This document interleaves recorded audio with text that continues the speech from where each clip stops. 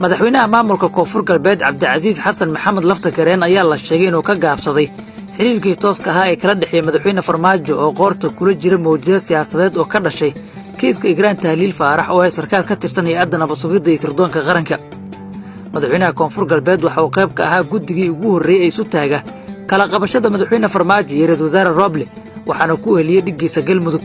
markii uu diiday farmaajo waanwaantii ay labada mas-uul wadeen waxauu dib ugu laabtay magaalada baydhabo ee gobolka baay ee soomaaliya waxa uuna madaxweyne laftagareen dhegaha iyo indhaha ka xirtay jaawareerka ka jira villa soomaaliya. ila xoggaal ayaa ii sheegay in laftagareen uu madaxweyne farmaajo u soo jeediyey in si deggan loo xalliyo kiiska igraan tahliil faarax iyo inuusan dagaal la gelin ra-iisul wasaare roble oo xilligan kaga guulaysan kara, balse soo jeedintaas oo ay qoorqoor iyo laftagareen u jeediyeen madaxweyne farmaajo waxaa diidda villa soomaaliya.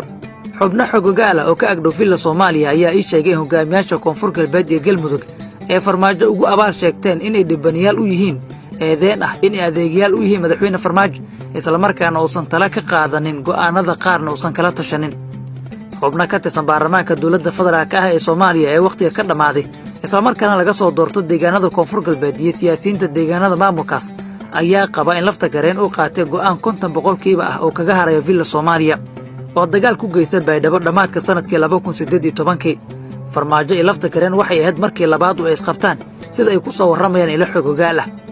bilooyin ka hor waxaa la sheegay inay isku fahmi waayaan labada mas-uul warar tilmaamaya in madaxweynaha koonfur galbeed oo qof dumar ah u rabo ama uu ku soo saari doono kursiga oo hadda ku fadhiyo maxamed mursal sheekh cabdiraxmaan. mursal iyo 2 xubnood oo kale waxaa laga soo doortaa deegaanka ufurow ee degmada qansax dheere waxaana mar kasta 3daas kursi mid ka mida laga dhigaa qof dumar ah. sanadkan hogaamiyaha koonfur galbeed waxa uu qorsheeyey in booska guddoomiye mursal lagu soo saaro gabar waxaana sababta lagu sheegay in laftagareen oo kuraasta golaha shacabka ee baarlamaanka federaalka ah ee soomaaliya ay ka imaanaysa deegaanadiisa oo ka ilaalinayo qof kasta oo damac ka geli karo guddoomiyaha golaha shacabka oo uu rabo inuu geysto qof ku ilaaliya sii joogitaankiisa baydhabo islamarkaana ka xigsada culays kasta oo ka soo wajaha madaxweynaha cusub ee imaan doono. hogaamiyaha koonfur galbeed waxa uu ahaa shakhsigii ugu dhowaa ee isgarab taaga villa soomaaliya islamarkaana la qaybsada dhib iyo dheefba, hase yeeshee waxa uu hadda iska taagay meel gaar ah. sababta ugu weyn waa damaca farmaajo iyo kan laftagareen oo iskeeni waayey. laftagareen oo raba inuu soo saarto xubno ku xidhan isaga iyo madaxweyne farmaajo oo raba in loo soo saaro dadka amar qaata villa soomaaliya ayaa la sheegay in muddooyinkii ugu dambeeyey oo mugdi ka dhex abuuray labada mas-uul. madaxweynaha maamulka galmudug axmed cabdi kaariyo qoorqoor ayaa hadda la sheegaa inuu yahay hogaamiyaha keliya ee si buuxda u garab taagan madaxweyne farmaajo, halka madaxweynaha maamulka hirshabeelle cali cabdulaahi xuseen cali guudlaabe oo isagan isku mashquuliyey doorashada hirshabeelle. guudlaabe iyo laftagareen waxaa la aaminsan yahay inay qabaan in madaxweyne farmaajo ay uga dhammaatay villa soomaaliya islamarkaana aysan ku agdhiman